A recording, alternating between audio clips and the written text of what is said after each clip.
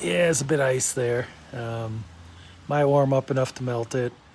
I need to shovel before this refreezes. This is fun. My neighbor's already been out there and did a good job, so I gotta meet that and clear out the area so the mail truck can get in easily. So, how's the weather in your area? The storm just missed us by a little bit. 60 miles south, Colorado Springs got it, about a foot, which is what we were supposed to get. It didn't get here, but we'll take any rain we can get. Talk to y'all later.